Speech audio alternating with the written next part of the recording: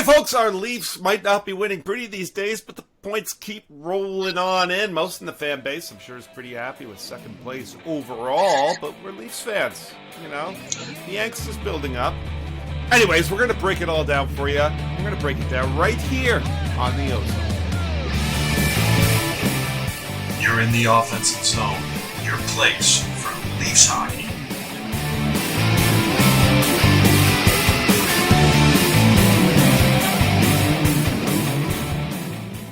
Hey folks, welcome to the OZone. That's Coach. That's Katie. I'm the Devo. I'm coming to you from the HQ of the OZone, where we talk all things Leafs. Coach, what's going on with you? Yeah, hey, loving life, loving the Leafs, avoiding any calls from the Texas Tigers 13U administration. I don't want to get Boudreauxed.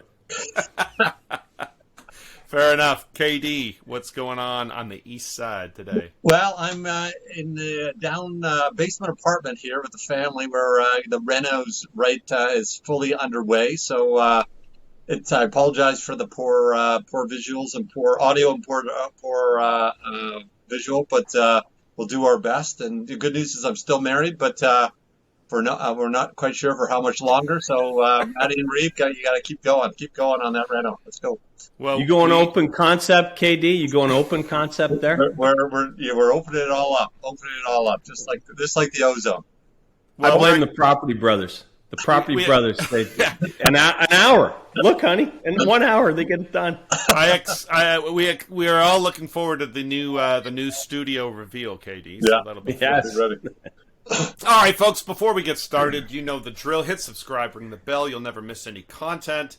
Like and share the video. Helps broaden the audience. Leave a comment. This is vital. This is important. You know the drill. Okay.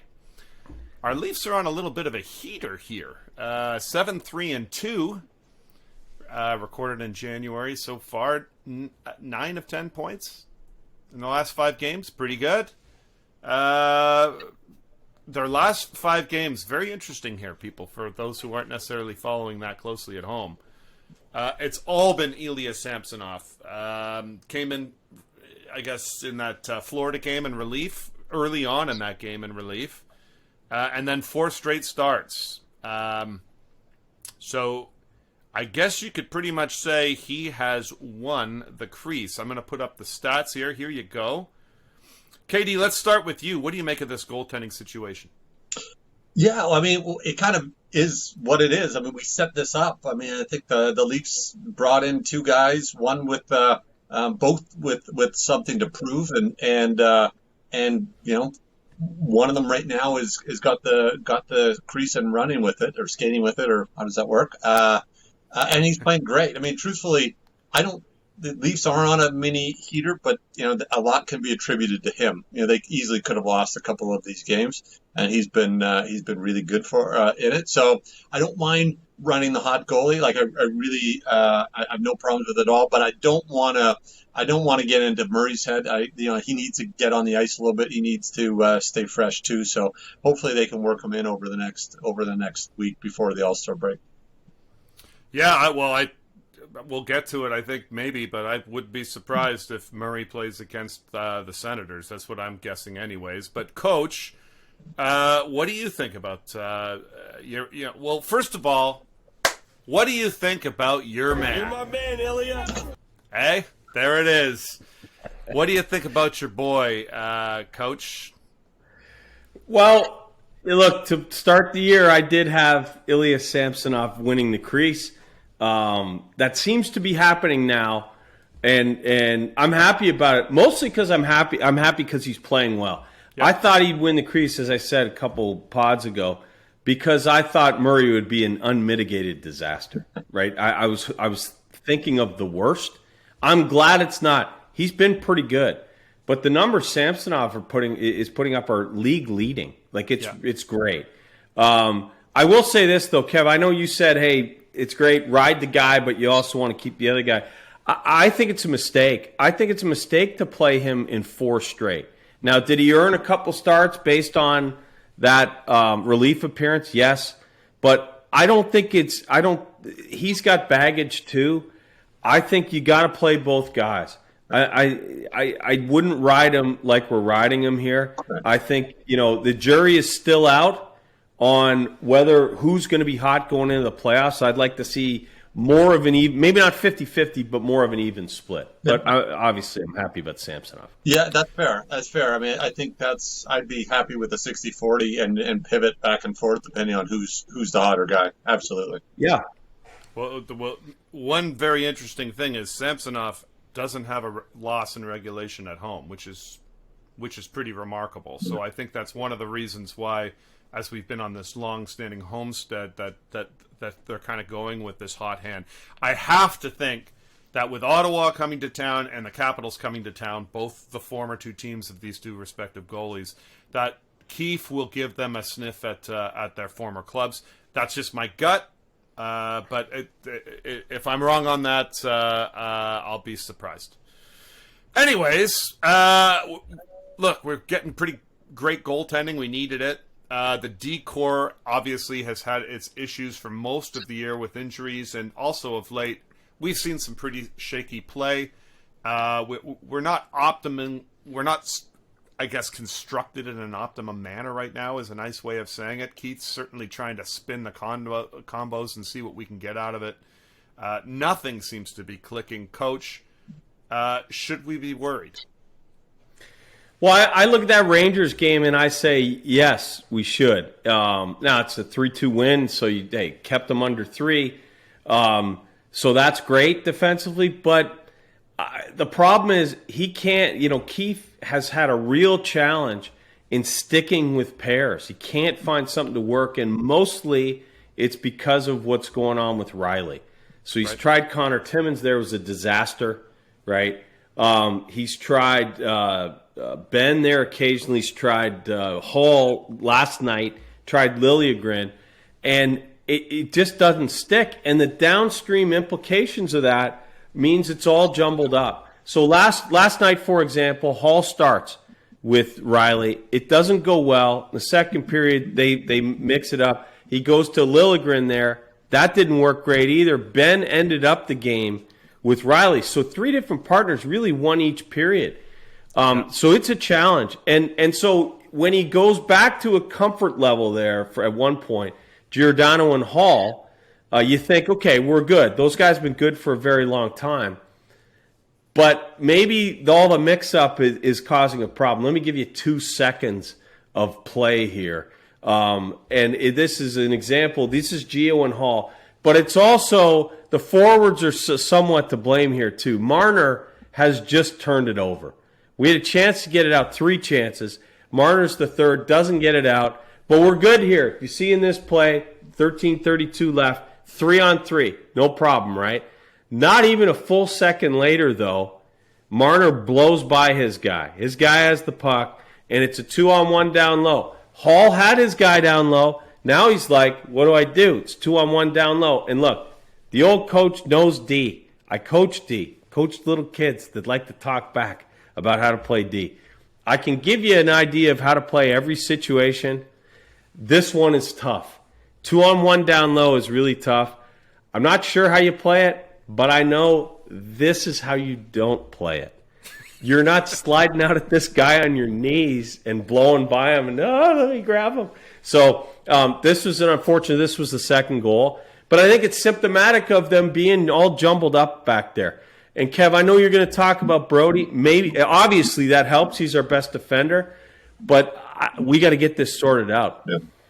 Yeah. It's a good point, Coach. Like, that's a situation where, bad mistake by one of the best players on the team with a giveover with Marner. Gio's in the wrong spot, which he very rarely is. And then Hall has a full-on panic, and that's why he played it so poorly. Maybe if they're back playing together a lot more, that panic doesn't happen. Like that is the killer for a team as a defense makes some panic move in their end. Now, the damage was already done. They could very well have scored on that, whether Hall made a great play or not. But that was purely a panic play. He did. Yeah, he did whatever he could. Yeah, 100%. I think, we were talking all night last night. The pairs being somewhat split up quite a bit and jumbled up a little bit. I think they had a very hard time with the forecheck last night. breaking out of the zone was it was a circus all night. There were a lot of extra chances afforded to the Rangers with turnovers coming out of the zone, or strange plays like reversing the puck back when you pretty much got the puck cleared by Kerfoot. We saw that. So there was a lot of interesting, fun play on their own end, which maybe goes away if you kind of get some stability back there, and when you possess the puck, you start moving it in the right direction. It just wasn't their night last night, but they got the points. So what are you going to do? It wasn't. Hey, so let me make one more point here. And Kev, you made it last night on our little group text there, right? So Connor Timmins was a scratch in favor of Ben, and we all think the reason for that is because the Rangers are a heavy forecheck team, and Timmins hasn't proven yet that he can handle the heavy forecheck. Well, I think that's a mistake. Where are we going? We're 6 ahead of Tampa, and we're not catching Boston. Can't we figure out if Timmins can defend? We need that guy. He's 6'3". If he can defend, he can play in the playoffs. Because we struggled otherwise. Jordy Ben is not the answer, fellas. No, I don't disagree. I do wonder if, I guess, and I'll be devil's advocate here, Coach, I do wonder if the thought process there is, well, we've got a banged-up D, and Ben's been in the press box quite a lot lately. Let's, let him stretch his legs a little bit in a game. I think it's a bit of 6 of one, half dozen the other. They really need to figure out what they've got in Timmins, particularly if they're going to try to lock him in for something a little bit longer. So we'll see. But before we jump on to the next thing, I wanted to just sort of mention one thing about that game against the Rangers, and before we completely leave the back end and the D and the goalies. I thought it was important. The Leafs were up 1-0, and the first goal on Samsonov was a fluke play off the draw, boom, boom, in the net. It was a terrible goal by Samsonov. Well done that he didn't fold like a lawn chair. Like many a goalie we've had in a blue and white uniform in the past, and he stood fairly stoutly. In fact, even that shot that you have of that cross crease pass that caused the goal there, where Hall sprawled out, Samsonov actually almost made the save there. He came across and almost robbed him. So good for Samsonov. He seems to have a very short memory, and you need that in that league. Okay. So, listen, guys, Brodie is skating again, and we'll be back soon. What is the best fit for him pair-wise for the team as it's constructed right now? What do you think? Katie, we'll start with you. Well, clearly we need 44 going, so he's got to go there. Like that, there's no question. What we have with Riley, and what a lot of people will say his downfall is maybe his lack of defensive ability. That's actually not the biggest problem with Riley. The problem is, as your number one D, he doesn't make other D better. So it's hard to pair him with someone. That's a real problem at the top. So, if you look at the top D on all the other teams, move anyone up, they play better. The guy they move up plays better. So the Leafs do have a problem there. And I think until he gets right, I don't think he trusts his body yet on the coming back from injury. I think Brodie's got to play. Like, he has to play. You can sort out the rest of the guys. They got lots of depth down low, but you got to get that top group going. Absolutely. Yeah, it's an interesting point. It's a bit of a concern. Brodie came back and then had to go again. You also got to make sure you ease Brodie back a little bit. When they brought him back the last time, he was playing 22 minutes a night, and didn't miss a beat, by the way, too. It's worth saying. Coach, what do you think about this? What do you do with this group? Well, short term, Brodie has to play because on the first pair on the right side, just like Kev said, because all the other right D, whether it's Hall or Liljegren, Liljegren's actually been really good, right? But he's a second pair guy. Hall, Ben, third pair guys, right? They and Timmins for sure, third pair guy until he proves us otherwise. None of them. They've all had auditions with Riley and it hasn't gone well. So what that means is, if Brodie plays the right side, Timmins is the odd man out. I have Timmins in my own mind ahead of Sandin. But because Sandin's curve is left, he's gonna keep playing. Guys, I think long term being the trade deadline is March 6th, I think. Mm-hmm. I think we got to reshuffle the deck. And I think that we might want to get into that. Sorry, Mike, Devo. No. I will say, like, the Ranger game really brought it out because Rangers are a big, good forechecking heavy team. I mean, I think it came to light. As much as he is poor at moving the puck, the one thing that Hall can do is play physical. He's good along the boards, Yeah. penalty killer. Yeah. But you really saw Sandin struggle with the. I mean, he got pushed off the puck virtually every time he had it. Riley had lots of trouble. Liljegren was 50-50. Ben is too slow. So we're going to do everything. We need to add some. We need to add some heft here, or we're going to run into a big heavy team in the playoffs and with the intensity, and we're just not going to be able to handle the physicality. So we need 100%. we need really to get a Muzzin back. Like we really will miss that come playoff time. And I know everyone's talking about, Timmins looks great, whatever. He does. He's very good with the puck. But until he's proven that he can handle the attack and handle the pace down low, he doesn't move up. He can't. Yeah, Timmins. He's you a know what? 12, 14-minute a guy in the playoffs. He is. And unfortunately, all those other guys are too that you mentioned. Yeah. So something's got to change. Yeah, I mean, let's remember, Liljegren and how many minutes did Liljegren and Sandin play in the playoffs last year? Well, Sandin was 0, right? Yeah. Liljegren was Actually, Liljegren played 2 games because Hall was scratched. Yeah.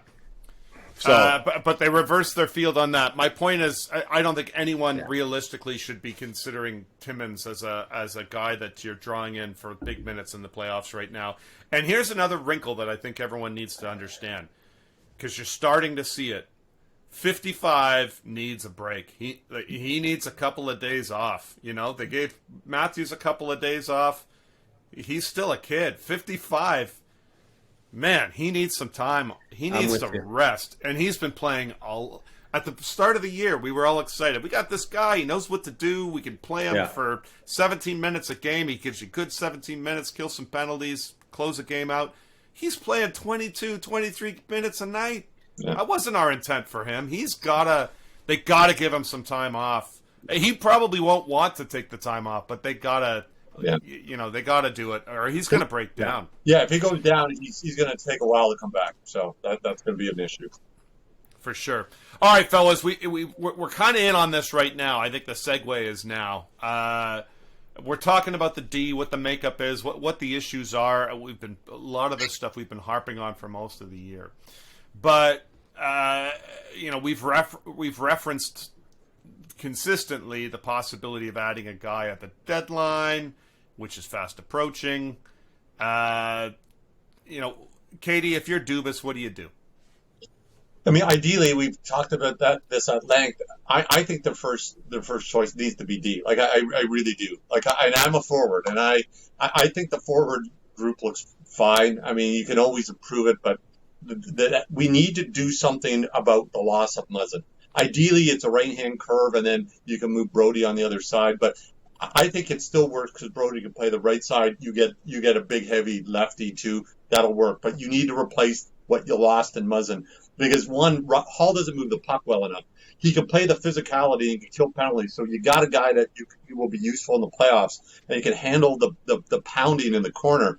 But the other guys just don't. And until you get that, the guy who can play 20 minutes and play it physical, you're going to have trouble. The Rangers just showed us what's going to happen come playoff time if they don't. Okay, agreed. You got a name?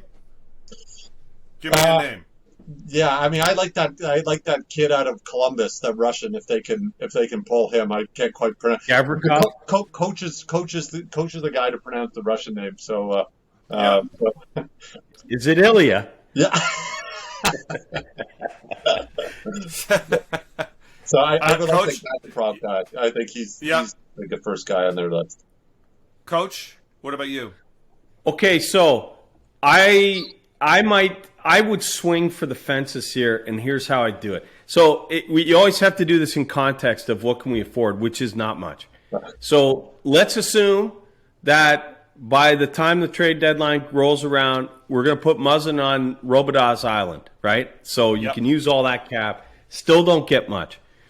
I'm going outside the box here and saying we're going to move another big salary. And that's either a guy like Kerfoot going back somewhere, which I get. You're not going to get value for him, but you're moving out 3.5. if we're going for a big D, you could move out a right D. Hall's at 2. The Swedes are at 1.4. So you don't get a lot of relief there. Let me throw something else out at you. If Joseph Woll continues to play well, now I know he's injury riddled, right? But he's 10-0. He's 10-0. He's come back. The new goalie coach Curtis Sanford's been working with him too. They're super impressed with him. You've been reading my text, Coach. Well, could you? I know you didn't suggest this. What I'm going to say. Okay. Murray's got no trade value, but if you waived him, there's 4.8 that you could go spend. So you cobble together the Muzzin, a forward back, maybe Kerfoot or Hall, and Hall might be expendable if you're bringing in a minute muncher, and you get that 4.8 from Murray. There's a stud, fellas. Yeah. That's a stud. Okay? So now, are we exposed in goal? 100%. None of us, even me and Ilya is my guy. Even I can't tell you, let's just roll with him. And some guy, Joe Woll, who's played about 100 pro games in 6 years because he's always hurt. It would be stunningly stupid, right? But let's see where we are a month from now. Maybe it's only mostly stupid. Yeah, and I think a couple things. I think Woll just lost his first game the other night, but that's okay. He's been on fire, and definitely should be on Leafs people's radar because it's been a long time since we've moved a goalie officially up from the juniors. Hasn't happened a whole lot. Shelgren also an option down in the minor system as well. There's also the potential here if you're talking about moving out assets. It's hard. I mean, you're going to be giving draft picks to move out Kerfoot at this point. You're going to be giving out draft picks to move Hall at this point, because they don't have term.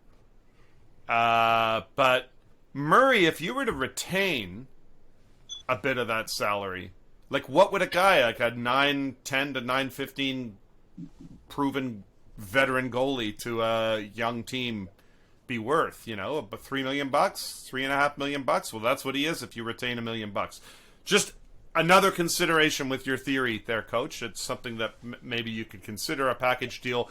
Maybe a guy like Sandin, who has a lot of potential upside as a young defenseman, draft pick, and Murray with $1 million retention, and all of a sudden you've got a lot of cap room and a left curve you can insert into your lineup and make your team a lot better. But that also means the back end of your crease is, it's a little. It's even riskier than it is now. Right. Yeah. Oh, for sure. For sure. Yeah. Okay. That's interesting, Coach. Now you've talked about how you might do it. Who might you do it? Who might you go after? Yeah. So at the beginning of the year, I was hot on Colton Parayko. He's actually struggled this year. He's got moved down to the third pair. Maybe you buy him at a bargain, but I like Falk instead. That guy he's got a right curve, which we like tough stud, right? Like McDonough 3-4 years ago. Good, can play the power play, kills penalties. That's a guy I would target. Yeah, he's a lot like a right shooting Muzzin in a lot of ways, right? Like that's kind of what you're getting, and maybe that's the guy you can pair with. If you can pair that guy with Riley and get something, then all of a sudden you got Brodie for whoever else you want there, and whoo, maybe Brodie can whisper Sandin back to life, or can play the other side and make Liljegren make that extra jump. Those are all great options. This would be fantastic if we could somehow figure out how to do it. I agree. I think they need to do something there. Look, this is the thing for a lot of Leafs fans out there. Maybe you're watching. If you are thinking that you're going to replace Hall, I think it's a great idea if you can do it, but that means bringing someone out. You're not going to be able to do it by bringing in a slight, fast-skating, high-event player.